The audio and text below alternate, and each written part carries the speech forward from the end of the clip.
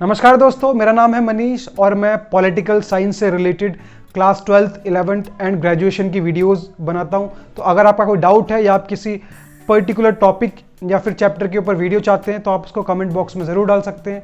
तो आज की इस वीडियो में हम लोग बात करेंगे सीबीएसई ने जो हाल ही में बहुत सारे इसी साल कुछ ऐसे टॉपिक्स हैं जो बोर्ड एग्जाम्स के पॉइंट ऑफ व्यू से इस साल आपके सिलेबस में ऐड ऑन किए गए हैं। तो बच्चों की सबसे बड़ी कन्फ्यूजन है कि ऐसे कौन कौन से टॉपिक्स हैं जिनके बारे में पढ़ा जाए और कहाँ से पढ़ा जाए, और सबसे इंपॉर्टेंट चीज़ कि इन टॉपिक्स में कितना पढ़ा जाए जो बोर्ड एग्जाम्स के हिसाब से सफिशिएंट है आपके लिए। तो ऐसे सारी क्वेरीज के लिए, ऐसे सारी कन्फ्यूजन के लिए आप मेरी वीडियो देख सकते हैं। वीडियो के लास्ट तक आपको हम लोग बहुत सारे ऐसे टॉपिक्स को डिस्कशन करेंगे कि जो कि आपके बोर्ड एग्जाम्स के पॉइंट ऑफ व्यू से काफ़ी इंपॉर्टेंट है। तो एक वीडियो अरब स्प्रिंग के ऊपर मैं ऑलरेडी अपलोड कर चुका हूं दोस्तों, आप इसको देख सकते हैं, उसका लिंक आपको डिस्क्रिप्शन में मिल जाएगा। तो आज इस वीडियो में आगे हम बात करते हैं। तो सबसे पहले बात करते हैं दोस्तों नीति आयोग की। National institution for transforming India, NITI Aayog Narendra Modi सरकार द्वारा बनाया गया। इसका अनाउंसमेंट 15 अगस्त 2014 को किया गया दोस्तों, और अनाउंसमेंट के बाद 1 जनवरी 2015 को इसको पूरी तरीके से स्टैब्लिश कर दिया गया दोस्तों। तो अनाउंसमेंट इसकी 15 अगस्त 2014 में हो चुकी थी और इसको इस्टेब्लिशमेंट प्रॉपर तरीके से, फॉर्मल तरीके से 1 जनवरी 2015 को हो चुका था। आपको बता देता हूं, इससे पहले एक बॉडी हुआ करती थी जिसका नाम था प्लानिंग कमीशन। प्लानिंग कमीशन दोस्तों 1950 में भारत सरकार द्वारा बनाई गई थी, और प्लानिंग कमीशन का काम बड़ा सिंपल सा था कि देश के लिए 5 ईयर प्लान्स को तैयार करना। कोई सिंपल सी बात है, कोई भी एक सरकार आती है वो 5 साल के लिए आती है और वो एक अपना डेवलपमेंट प्लान तैयार करती है जिसको हम 5 ईयर प्लान्स बोलते हैं, और वो काम, इस डेवलपमेंट प्लान को तैयार करने का जो काम होता है वो प्लानिंग कमीशन का हुआ करता था दोस्तों। तो प्लानिंग कमीशन काफ़ी पुरानी बॉडी थी, 1950 से काम करती हुई आ रही थी।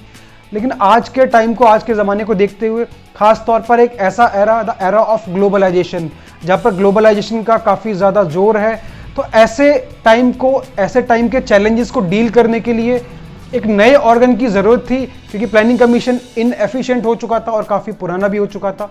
तो इसलिए सरकार ने एक नई बॉडी बनाई जिसका नाम था नीति आयोग दोस्तों। तो नीति आयोग एक थिंक टैंक की तरह काम करता है, जिसका काम बड़ा सिंपल सा होता है कि टेक्निकल और इकोनॉमिकल एडवाइस देना सरकार को, जिससे केंद्र सरकार भारत के डेवलपमेंट के लिए काम कर सके। दोस्तों अब बात करते हैं AIIMS and objectives of the NITI Aayog. AIIMS and objectives की बात की जाए तो इसका ऑब्जेक्टिव बड़ा सिंपल है। सबसे पहले तो ये केंद्र सरकार को, यूनियन गवर्नमेंट को पॉलिसी मेकिंग के रिगार्डिंग, मतलब जो भी इनको नीतियां बनानी होती हैं डेवलपमेंट से रिलेटेड, उन सभी मैटर्स में उनको नेसेसरी एडवाइस देता है और उनकी हेल्प करता है दोस्तों। इसके अलावा ये भी इंपॉर्टेंट काम है कि नीति आयोग इकोनॉमिक डेवलपमेंट के साथ साथ नेशनल सिक्योरिटी के ऊपर भी कड़ी नज़र रखता है दोस्तों।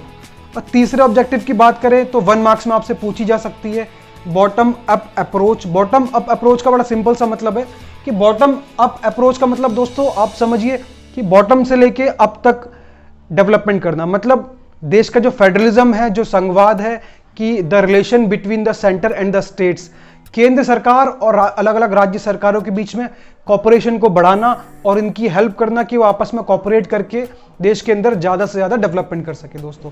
तो उसको बोलते हैं बॉटम अप अप्रोच। ये 1 मार्क्स में आपसे पूछी जा सकती है।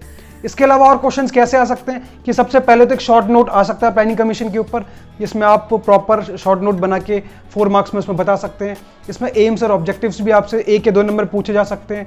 इसके अलावा सबसे इंपॉर्टेंट जो चीज़ है वो 1 मार्क्स में कुछ क्वेश्चन हैं, जैसे कि सबसे पहले जो प्राइम मिनिस्टर होते हैं वो उसके एक्स ऑफिशियो चेयरमैन होते हैं। इसके बारे में आपको पता होना चाहिए कि जो भी प्राइम मिनिस्टर बनता है वो नीति आयोग का चेयरमैन माना जाता है। और बात की जाए नीति आयोग के सबसे फर्स्ट वाइस चेयरमैन, सबसे पहले वाइस चेयरमैन नीति आयोग के कौन बने थे, तो उनका नाम था अरविंद पंगारिया। ये भी 1 मार्क्स में आपसे पूछ सकते हैं। या फिर आपसे ये पूछ सकते हैं कि करंट में वाइस चेयरमैन कौन है नीति आयोग का, तो वो है राजीव कुमार दोस्तों। इसके अलावा 1 नंबर में आपसे यह भी सवाल पूछा जा सकता है कि इसकी पहली मीटिंग कहाँ हुई थी, तो इसकी पहली मीटिंग दिल्ली के अंदर 8 फरवरी 2015 को की गई। तो ये सारा है दोस्तों नीति आयोग के बारे में जो आपसे क्वेश्चंस पूछे जा सकते हैं। दोस्तों अब बात करते हैं अगले टॉपिक की। हमारा अगला टॉपिक है इमर्जिंग पावर्स। तो सीबीएसई में अभी कुछ इमर्जिंग पावर्स को चैप्टर्स के अंदर जोड़ा गया है, जैसे कि इंडिया के बारे में भी है, चाइना के बारे में भी, रशिया के बारे में भी है और इजराइल के बारे में। तो इनके बारे में बात करेंगे हम। चाइना के बारे में मैं ऑलरेडी चैप्टर नंबर 4 के अंदर काफ़ी डिस्कशन में डिटेल में काफ़ी बता चुका हूँ। आप चैप्टर नंबर 4 की वीडियोस को देख सकते हैं। इसके अंदर अभी शुरुआत करते हैं हम रशिया की दोस्तों।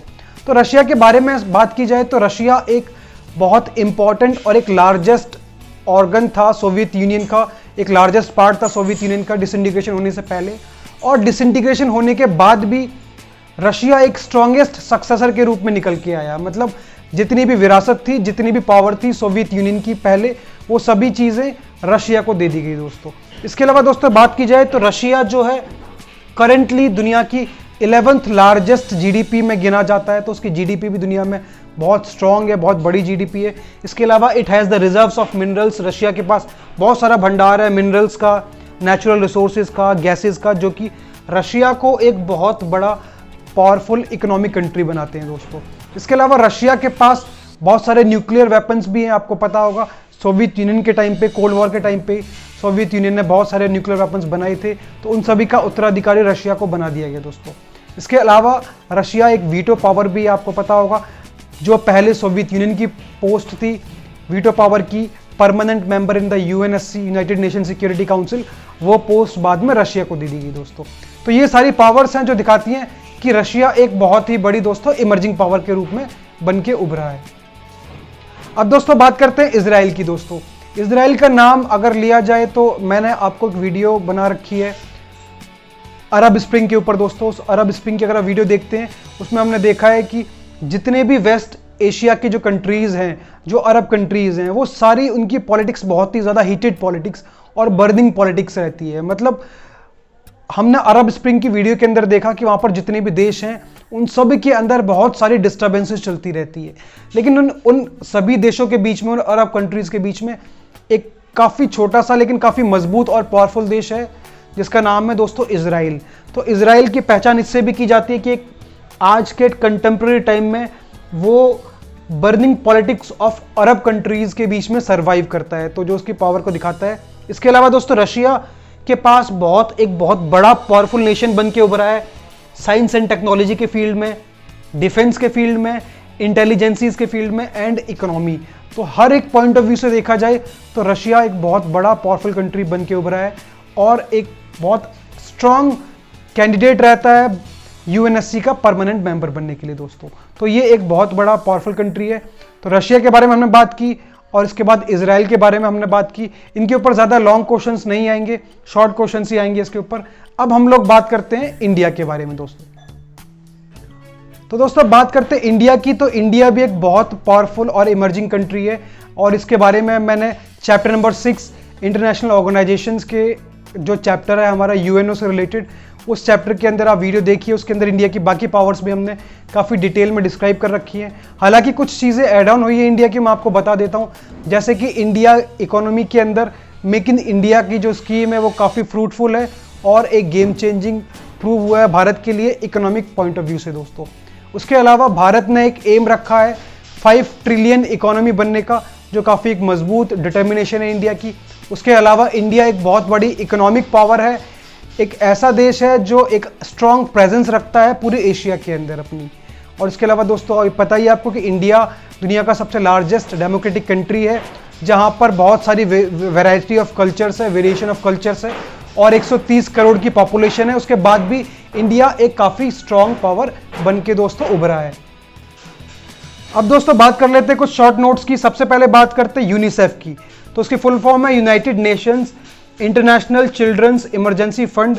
इसको दोस्तों 1946 के अंदर बनाया गया और इसका बड़ा सिंपल सा काम है कि जितने भी दुनिया के बच्चे हैं, जितने भी चिल्ड्रन हैं, उन सब के वेलफेयर के लिए काम करना, उनके एजुकेशन को प्रमोट करना, उनकी हेल्थ को प्रमोट करना, चाइल्ड लेबर को एलिमिनेट करना और बच्चों के चिल्ड्रन से रिलेटेड जो भी इंटरेस्ट है उन सब को बचाए रखने का जो काम है वो यूनिसेफ का है दोस्तों। और इसका जो हेडक्वार्टर है वो न्यूयॉर्क के अंदर है, अमेरिका के अंदर। अब दोस्तों अगले शॉर्ट नोट की बात करें तो वो है यूनेस्को। यूनेस्को की बात की जाए तो उसकी फुल फॉर्म है United Nation Educational Scientific and Cultural Organization और इसको 4 नवंबर 1946 को बनाया गया दोस्तों। इसका काम भी यही है टू प्रमोट एजुकेशन, मतलब शिक्षा को प्रमोट करना, नेचर साइंस को प्रमोट करना, सोसाइटी को प्रमोट करना, एंथ्रोपोलॉजी मतलब the study of human behaviour and human science, इसके अलावा कल्चर और कम्युनिकेशन को प्रमोट करना दोस्तों। तो और इसका जो हेडक्वार्टर है वो है पेरिस के अंदर, फ्रांस में दोस्तों। दोस्तों अगले शॉर्ट नोट की बात करें तो वो ILO मतलब इंटरनेशनल लेबर ऑर्गेनाइजेशन, अंतर्राष्ट्रीय मजदूर संघ।